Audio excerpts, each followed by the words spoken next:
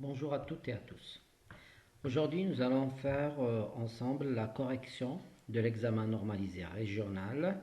L'examen que je vous ai donné, c'était celui de Casablanca 2014. Commençons. Commençons par la lecture du texte de base. J'avais l'habitude de me réfugier sur un banc dans un parc pour rédiger mon travail. Ce jour-là, je venais de m'asseoir sur mon banc quand un vieux clochard arriva. Non, pas si vieux qu'il en avait l'air, mais quand on est pauvre ou au chômage, on fait plus vieux que son âge. Il portait un pardessus élimé, grand comme des ailes de vampire, et de grosses chaussures de clown. Il me réclama une pièce et je la lui donnai. Puis s'assit vite sur le banc qui était en face du mien. Je ne rédigeais pas mon journal, j'étais en train de transpirer sur ce fameux exposé que je devais présenter vendredi. Mais bientôt je me levai à cause de l'odeur. Ce pauvre bougre puait tellement que les pigeons eux-mêmes l'évitaient. Je me retournai et je vis une fille arriver. 15 ans, blonde, propre et souriante comme une publicité. Elle respirait le bonheur, la santé. On croirait qu'elle se déplaçait sur un écran de cinéma. L'air confiant, elle était sûre de ses pas. C'était sûrement une élève de mon lycée. Christian Grenier, la fille du 3e B, Rajo éditeur 1995. Question de lecture, bien sûr 6 points. D'accord? Alors, première question, recopiez sur vos copies le tableau suivant et complétez-le. Nous avons 0,25 fois 4, ça veut dire chaque bonne réponse, vous allez noter 0,25. Alors, nous avons auteur, source du texte, édition, type du texte.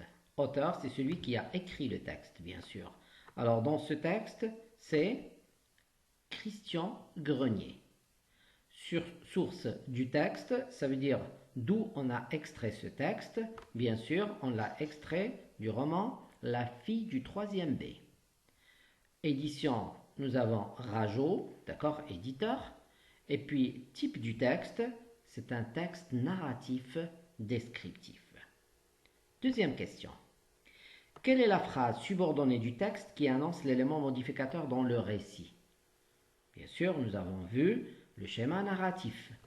Nous avons vu la situation initiale, l'élément modificateur ou l'élément perturbateur, d'accord? Nous avons vu les péripéties, l'élément de résolution et puis la situation finale, d'accord?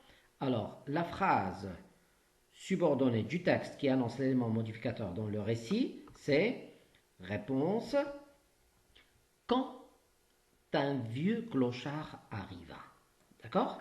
Alors, quand un vieux clochard arriva, tout était normal jusqu'à ce que le vieux clochard, donc, arriva. Troisième question. Recopiez sur votre copie le tableau suivant et cochez vrai ou fausse selon le texte. Ça veut dire qu'il faut revenir au texte pour savoir si c'est vrai ou faux. Alors, le tableau est celui-là. Nous avons affirmation.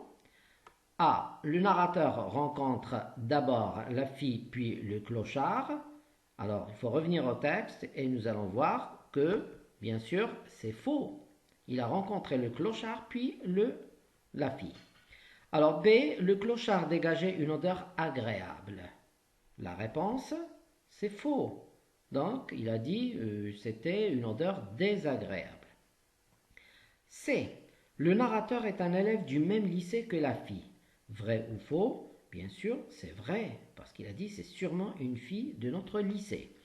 D. Le narrateur est fasciné par la beauté de la fille. Bien sûr, à partir de la description qu'il a faite, donc on voit très bien qu'il a été fasciné par la beauté de la fille. Bien. Quatrième question. Relevez dans le texte 4 termes ou expressions se rapportant au portrait de la fille. Tout ce qui a une relation avec le portrait de fille, donc nous allons le dégager. Mais tout simplement 4 termes ou expressions. Alors, bien sûr, on peut avoir plus de 4, mais nous allons nous contenter de 4. Vous allez vous contenter de 4, bien sûr. Alors, réponse, nous avons 15 ans, nous avons blonde, propre, souriante comme une publicité. D'accord? Etc. Vous allez avoir encore, bien sûr, d'autres termes ou expressions qui se rapportent au portrait de la fille. Bien. Cinquième question. Êtes-vous d'accord avec le narrateur quand il a dit « Mais quand on est pauvre ou au chômage, on fait plus vieux que son âge ». D'accord? Alors d'abord, il faut dire si vous êtes d'accord ou non, et puis il faut justifier votre point de vue. Alors, là, je vais vous donner un exemple de réponse. Bien sûr, chacun va répondre à sa façon, donc, mais voilà un exemple de réponse. On peut dire je suis d'accord, et là déjà lorsque tu dis je suis d'accord, tu as 0,5, car quand on a de l'argent, cela a un impact sur notre aspect extérieur. On peut prendre soin de notre aspect vestimentaire, notre coiffure, etc. Et donc paraître plus jeune que l'on est. Bien sûr, vous pouvez donner votre avis personnel. Sixième question, nous avons donné un titre qui exprime l'idée générale du texte. Alors là, écoutez et faites très attention. Le titre que vous avez, d'accord, en bas du texte, c'est le titre du roman en général. Mais maintenant, nous, ce qu'on cherche ici, c'est le titre qui a une relation avec ce passage, d'accord? Alors, exemple de réponse, on peut dire le clochard, d'accord? Le vieux clochard. On peut donc donner plusieurs réponses. D'accord? Maintenant, c'est la langue et la communication, bien sûr. Donc, le total, c'est 6 points. Bien. Première question. Relevez dans le deuxième paragraphe une subordonnée circonstancielle de conséquence. Bien. Alors, la réponse, si on cherche dans le deuxième paragraphe, on va trouver cette phrase. Tellement que les pigeons eux-mêmes l'évitaient. Alors, lorsqu'on vous demande de chercher une subordonnée, alors ce n'est pas la peine de chercher toute la phrase. Seulement l'outil plus la subordonnée circonstancielle. D'accord? Alors là, c'est 0,5. Deuxième question. Reliez les deux phrases suivantes au moyen d'une expression de cause. Alors les deux phrases sont « La fille était belle, je ne peux l'oublier ». Bien sûr, ça c'est la première phrase. Ici, nous avons la deuxième phrase. Mais lorsqu'on parle de cause et de conséquence, il faut toujours chercher où est la phrase de la cause qui exprime la cause et où est la phrase qui exprime la conséquence. Bien sûr, la première phrase exprime la cause ici et cette deuxième exprime la conséquence. Alors la couleur ici, donc de cause et de conséquence, n'est pas arbitraire, c'est juste pour voir donc la phrase de cause et la phrase de conséquence lorsque nous allons relier ces deux phrases. Alors, exemple de réponse. Pourquoi on dit exemple de réponse ici? Parce qu'il y a plusieurs moyens qu'on peut utiliser. Alors, on peut dire comme la fille était belle, je ne pouvais l'oublier. Alors, comme c'est le moyen que j'ai utilisé et bien sûr toujours, je le dis, je le redis, comme est un moyen bien sûr qu'on utilise toujours en tête de phrase. Alors, la phrase que vous avez après comme, c'est la subordonnée, elle est écrite en rouge. Pourquoi? Parce que là, on a écrit cause en rouge. D'accord? Donc, c'est la phrase de la cause. Je ne pouvais l'oublier, c'est la phrase de la conséquence. D'accord? Troisième question. Utilisez afin de pour relier les deux phrases suivantes, puis dites ce qu'exprime la subordonnée ainsi introduite. Nous allons dire, alors là, nous avons deux questions. C'est pourquoi je vous demande toujours de bien lire la consigne. Alors, utilisez afin de, ça c'est la première question, ou la première consigne. La deuxième consigne, c'est puis dites ce qu'exprime la subordonnée ainsi introduite. D'accord? Bien. Alors, les deux phrases sont là. Je ne sens plus l'odeur du clochard, je me suis éloigné. D'accord?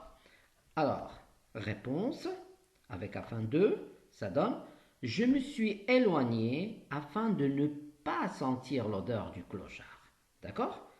Voilà, afin de plus, bien sûr, l'infinitif. Et bien sûr, lorsque nous avons la négation, donc avec l'infinitif, Donc, on la met entière au début, puis le verbe à l'infinitif. On dit ne pas faire, ne pas sentir, ne pas sortir, etc. Bien. Alors, là, ça, c'est la première partie. La deuxième partie, c'est ça. Alors, non. Avant, donc, ou on peut dire, si vous voulez, afin de ne pas sentir l'odeur du clochard, je me suis éloigné. Alors là, je vous ai donné les deux cas qu'on peut utiliser. Donc c'est afin de, on peut l'utiliser au milieu comme on peut l'utiliser au début. Et ça va donner cette deuxième phrase. D'accord? Alors, si vous employez l'une de ces deux phrases, vous avez 0,5 points. Alors, ça c'est la première partie de la réponse. La deuxième partie, c'est celle-là. Alors, là on vous demande, puis dites ce qu'exprime la subordonnée. Là, on dit il s'agit d'une subordonnée circonstancielle de but et comme ça, vous allez avoir encore un demi-point. Quatrième question. Mettez les verbes entre parenthèses au mode et au temps qui conviennent. Bien. Alors, regardez cette première phrase. Nous avons si tu le verbe se laver avant de sortir, tout le monde accepterait ta compagnie. Alors, nous avons si plus un verbe conjugué à un temps plus, là, nous avons accepterait, ça c'est le futur. Pardon, c'est le conditionnel présent. Alors nous, qu'est-ce que nous avons dit? Si plus un temps qui donne le conditionnel présent. Alors bien sûr, c'est si plus imparfait. Alors, et pour conjuguer le verbe se laver à l'imparfait, c'est un verbe pronominal. Donc ce qui devient te, parce que là c'est si tu. Alors si je me, si tu te. Donc s'il se, si nous, si vous, s'il se. D'accord? Alors, ça c'est pour le pronom réfléchi. Alors, le verbe conjugué à l'imparfait, ça donne si tu te lavais à l'imparfait avec AIS, avant de sortir, tout le monde accepterait ta compagnie. Deuxième phrase. Bien que la fille, le verbe être heureuse, elle ne parlait à personne. Nous avons déjà vu bien que dans la concession, d'accord? Et puis on a dit que bien que est toujours suivi du subjonctif. Donc le verbe être, nous devons le conjuguer au subjonctif et ça va donner bien sûr soit. Alors bien que la fille soit heureuse, elle ne parlait à personne. Encore un demi-point. Troisième et dernière phrase de cet exercice. Alors au cas où elle te, le verbe faire, signe, préviens-moi. Alors nous avons vu aussi dans la condition, nous avons vu au cas où.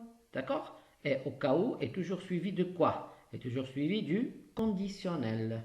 Alors, et ça va être au cas où elle te ferait. D'accord? Alors, signe, préviens-moi. D'accord? Bien. Alors, passons à la cinquième question.